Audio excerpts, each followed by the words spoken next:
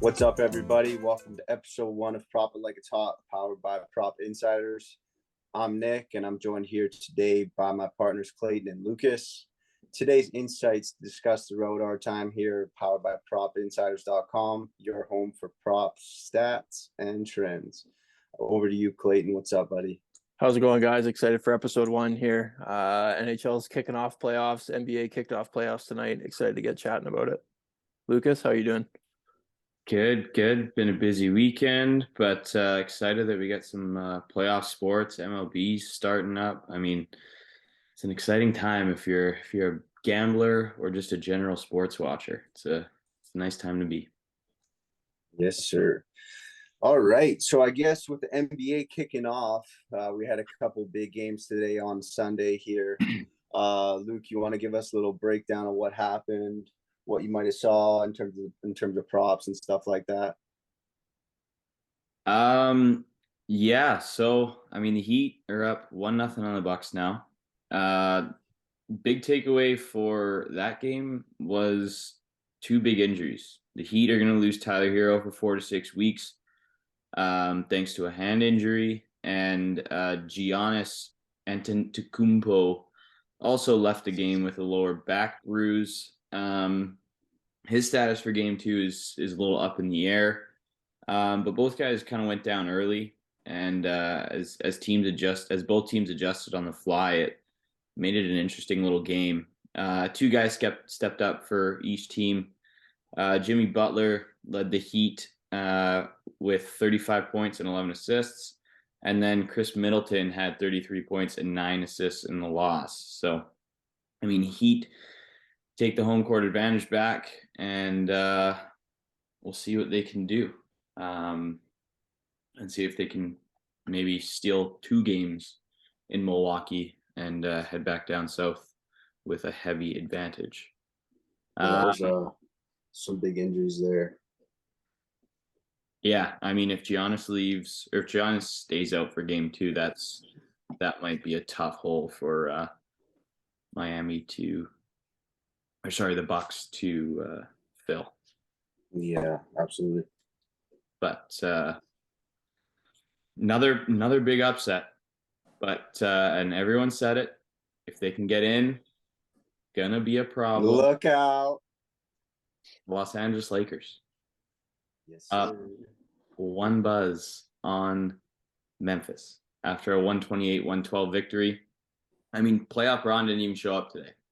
He had 21 points, and 3 Lakers, including Anthony Davis, who had 22, Austin Reeves, who had 23, and Rui Hachimura. Yes, sir. Leading the Lakers with 29 points. I don't know.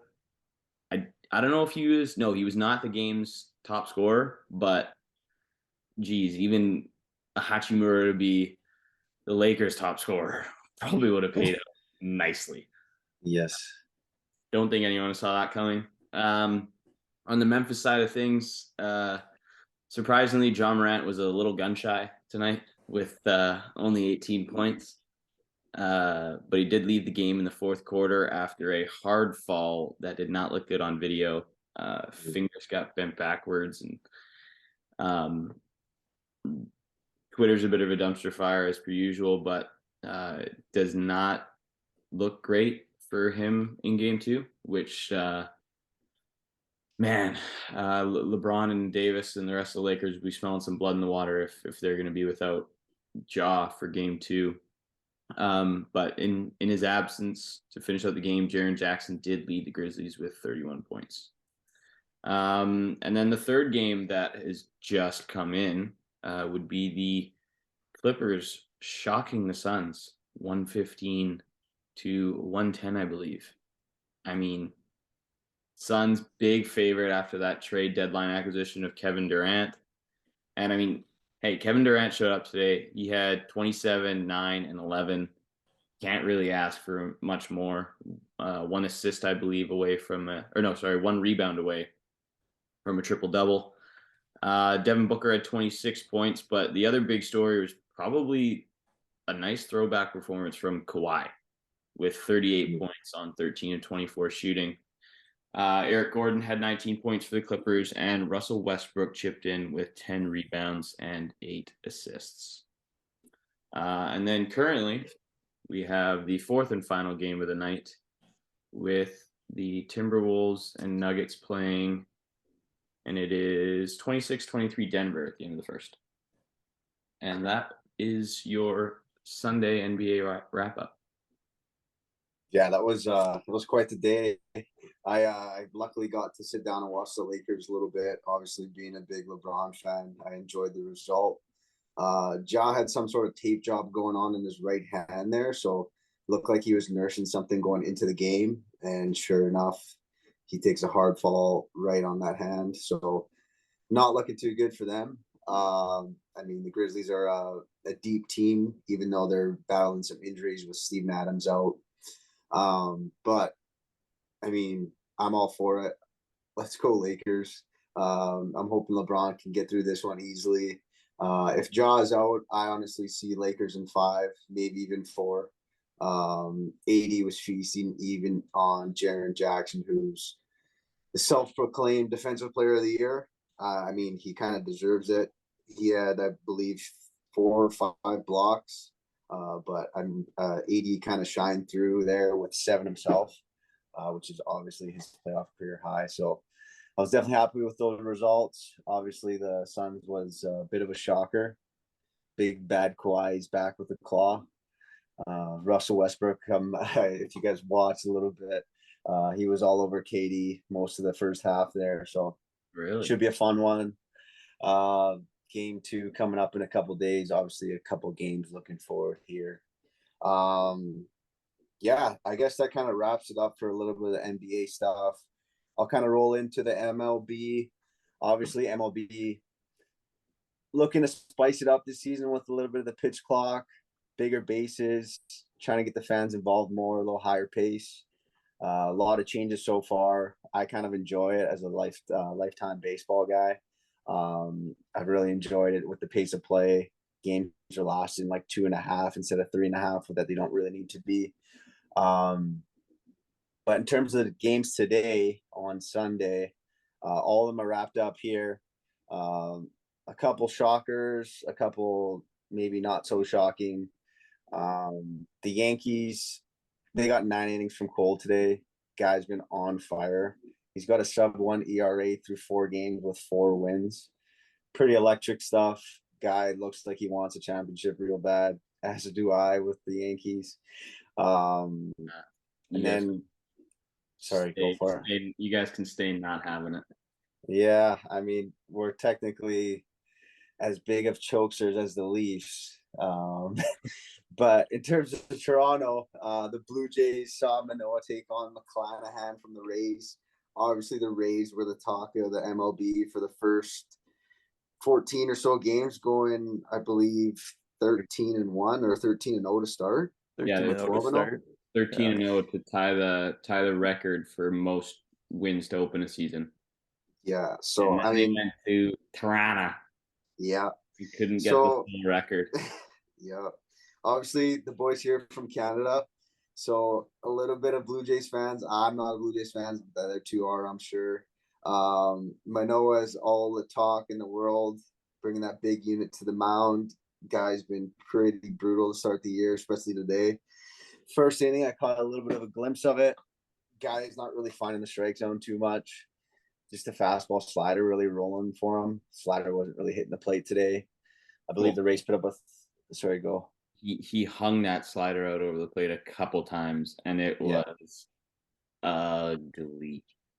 His command is brutal right now. You just can't. Yeah. And then he kind of got it together, and then gives up a 3-run jack in the 5th, and it was like, well. Yeah. So obviously the Rays cast their team total props. But Rosarena has kind of been the guy for them so far. Yandy Diaz seems to be on base every time he's up to the plate. I got him in fantasy. I'm loving it. Picked him up after the first week somehow. On another note, D-backs. I actually took them to make the playoffs this year at plus 360. One of my bigger bets to start the year. I see a lot of talent. They're a young team, but these guys can fly and they can play. They beat Sandy Alcantara today, who was obviously the reigning Cy Young. Guy's got some electric stuff, but he seems to be struggling to start the year as well. He's got a 5.84 ERA to start the year. Zach Gallen's been dicing for them. He's improved to now 2-1 for them as the D-backs beat the Marlins 5 buzz. The Phillies, when Aaron Nola's on the mound, they're just they play, and they scored 9 runs in the first inning today. So if you had a team total on them, you're probably having a good start to your day, as that was pretty sweat free as it gets. Prayers up to anybody who took Nerfy in that one. Yeah, that's a tough loss. Honestly, speaking of Nerfy, I kind of found a little loop in the system in a sense. I've been taking ties in the first inning as opposed to just no run first inning when I want to take no run. I've found in a couple instances some of these games are ending like 1-1 first inning, so you're losing a little bit of value in the sense of it might be like instead of -120, you're looking at like -140, -145. I found it's worth it, especially if you're making a parlay out of it. Just throw the tie in there instead of no run first inning if you're thinking of the no. Obviously, if you're thinking of yes, just put yes. Like it's pretty self-explanatory. If you think you're scoring a run, let it ride. But yeah, in terms of close to the border stuff here, being from Vancouver, the Seattle Mariners won a boring 1-1 buzz. Castillo was pretty electric today. He improves his ERA to a stellar 0.73 on the year. Paul Sewald gets another save for the Mariners. Jared Kelenic, who I'm not sure if you guys know, it's pretty much his first full stint with the team. I just picked him up in fantasy. Guy's been pretty lights out. Seems to have an RBI in a lot of the games he's playing in. He had their 1 RBI today. That kind of wraps up MLB. Obviously, there's a lot more games, but in the interest of time, we're just kind of go through some highlights here. But looking forward to tomorrow. The boys got a pretty full NHL slate, which Clayton's going to kind of kick us off here. And we're going to kind of chat over some of our thoughts and predictions on some props and just the series in general. Yeah, a couple good matchups kicking off tomorrow. Boston, Florida is probably the biggest one everybody's looking forward to see if the Bruins can keep this regular season streak alive here and push over Florida. I think I got them pretty far in the playoffs. I don't see many people getting in the way of them until they probably reach the Stanley Cup final. Edmonton, are they going to do it? I don't know. All the firepower on the top line, but you know, if you can shut down McDavid and his 153 points he got this year, then you could be in tough if him and Draisaitl aren't going. But you know, there's a couple good plays in those. There's 4 guys in the Edmonton LA matchup that have 4 of their last 5. They've hit their assist prop, so you can look into that. The Nugent Hopkins, Draisaitl, and Kevin Fiala. Good money to be made there. Usually some pretty good odds on a 0.5 that can go in a high scoring matchup that they have. So Dallas, Minnesota, that'll be an interesting matchup. I think I got Dallas in one of my pools going all the way and winning it this year. I think they got a lot of young firepower, especially with Jason Robertson, and they still have that top end veteran savviness that can push them there. Sagan's been rolling. His points prop 7-3 in the last 10. Had 9 shots on goal in his 3 misses that he had in those 10 games. So sitting with 0.8 points per game in the last 5 games. But only 2 goals and 1 assist head to head against the Minnesota Wild this year. So Greener or Lucas, anything to touch on for that matchup? Yeah, I was kind of looking at Sagan's points prop as well. But honestly, Tyler Seguin, not a gamer in the playoffs. Never in his long career at this point has he had point per game in the playoffs. Yes, he is 7 out of 10 to cash his points prop heading in. But But yeah, 49 points in 95 playoff games. Just don't love that. I don't know. Didn't inspire much confidence for myself, but drum roll please, Mr. Joe Pavelski.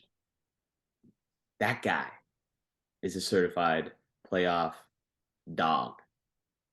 D-A-W. He's a dog. Dog. He's also over in 7 of his last 10. Over his points problem, 5 of 8 versus the Wild at home since 2020, where he has 1.13 points per game in those 8 contests. And he has 125 points in 168 playoff games. Tough to argue against that kind of production. That's why I'm leaning his way over Seguin. And I don't know. I think one of the most interesting parts of that series is going to be Flower. I mean, the guy's what, 30, 37, 38? He's up there now, obviously. And he, being a Penguins fan, I've seen him not do well when it comes to playoff performances. So you never really know what you're going to get with Flower sometimes in the playoffs. Usually has at least one bad stinker. But last year with Mini, he was 2-3 with a .906 save percentage and 3.04 goals against average. So I think I'm kind of with you. I think Dallas moves on, but how good of a series it's going to be is probably going to have to depend on Flower. He's going to have to stand on his head a bit, I think, and really give Mini a shot to break down Dallas. Yeah, I think that could be a quieter one, could be a loud one on Dallas' side, though. The only other, Vegas and Winnipeg, I think people are going to forget about that series, that it's even going on, just with all the other matchups we have. And then a potential forgettable one is the Carolina New York Islanders. Not two major names, especially with the Rangers playing Jersey this year.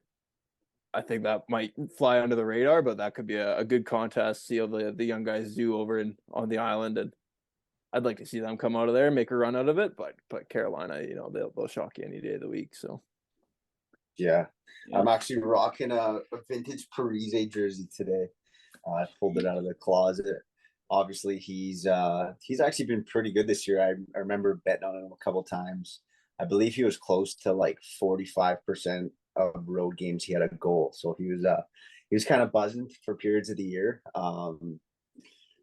Islanders, I mean, who knows? They're kind of in the air. Barzal's coming back. He's been gone for a while. Obviously, a little bit of a stud there coming back helps out.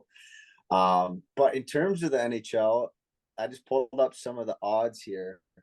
Who do you guys like in terms of maybe lifting the trophy? We got the Bruins, Avs, and Edmonton at the top 3 at plus 340 for Boston, plus 700 for Colorado, and plus 800 on Edmonton from FanDuel Sportsbook. What do you guys think here?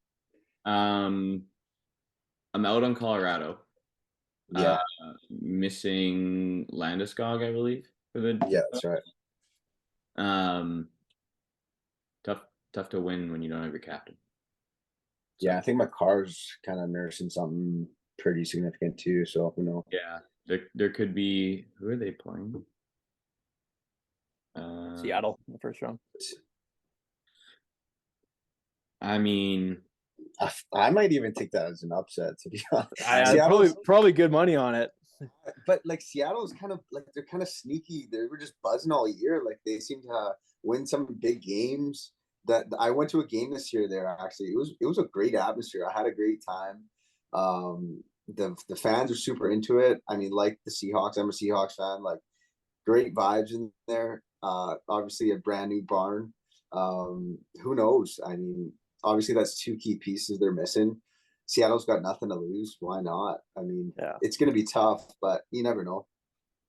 I kind of like Seattle. Shout out former Penguin and Canuck, Mr. 40, Jared McCann. Oof. Came out of nowhere after being dumped around. I want to say 3 or 4 teams before he finally. I think it's at least 3. No, it might have been 4. 'Cause He got picked up by the Leafs for half a day to yeah, a protect cup of coffee. Kerfoot. I think he went. I want to say it was Florida, Vancouver, Pittsburgh, Toronto, Seattle. So 5th team, Yeah. and the dude is lighting it up in the Pacific Northwest. A lot of teams not happy with that decision. Yeah, and I mean Seattle's full of vets too, so you never know. Might make a splash, but still a long shot. Yeah, for sure. Just to backtrack real quick. Mhm. I hope the Islanders never find success again while Lou Lamoriello is there. I hate his stupid rules more than anything in sports. Like, just so dumb. Just dumb. There's no reason. It has no effect on the game. Has no effect on team performance. Lou, you're just an old, grumpy bugger. That's You're it. talking to a Yankees fan, so he's gonna disagree with you there. But Islanders can. I'll let the Islanders slide. I'd rather, to be honest, even though I'm wearing a Devils jersey, I'm a big fan of the Rangers. I like what they got going on. They're an exciting team to watch. we could have Obviously, Islanders Shesterkin. Rangers second round though. That's why I you gotta cheer know. for them. That would be fun. Like, That's. I that'd be know, wild. but I hate both. The Rangers, I hate it. I hate them all. I hate everyone in New York. Ugh. Oh, one other thing we kind of have to talk about it as Canadians. Are the Leafs gonna get off? Yeah, I thought we were gonna ignore them, but this? I mean they're not getting through Boston. We all know what happens when those two match up. Yeah, they got to get through Tampa first. Yeah, I think they could shock us. We will get a first round win out of them, is my guess, and then, they'll probably go up 3-0 and then lose 4 straight or something against the Bruins. The real Yeah. real question is who does Tampa have coming off of long term IR on a $9 million salary this year? Yeah, true. Yeah. But yeah, you never know. I mean, Vasilevsky can obviously steal a couple games. They got a lot of vets, big bodies. Guys like Nick Paul just throwing the body around. Even though he's not going to score yet, probably 6 goals in the series, he's definitely going to be making sure he's there. Obviously, Kucherov, Stammer, those guys are going to be they're going to be firing, and it seems like they got nothing to lose, and can't be soon to forget that they obviously had a little repeat themselves a couple of years, so can't put them away easily. I mean, I think it'll be interesting. I mean, obviously, it's series isn't decided in game 1, but yeah, I think game 1 is going to tell you what the result is going to be. If the Leafs are going to go out there and soil themselves and just get run over by a veteran team who doesn't have the same pressure that Toronto does, like even if they're able to scramble it back and win a game or two, I like when it comes down to it, if you felt that pressure and cracked in game 1, not going to be there. But if they're able to steal one and have a good game 1 and kind of have some confidence to build off of, then I think you're going to be. I think they do it. Mhm. And honestly, I think if they do get through it, I'm bold prediction of the playoffs here. I got Leafs over Boston. I don't wanna say it, but Does Florida stand a chance? I mean, they came out of nowhere. They were, as a Habs fan, I know I'm rocking a Habs hat and a Jet Devil jersey.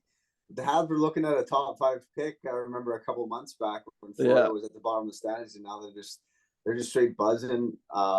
They're a scrappy team. They got some goal scorers, some vets, but I mean, I think it's Boston's. After your top 5, your next guy has got 43 points. Yeah.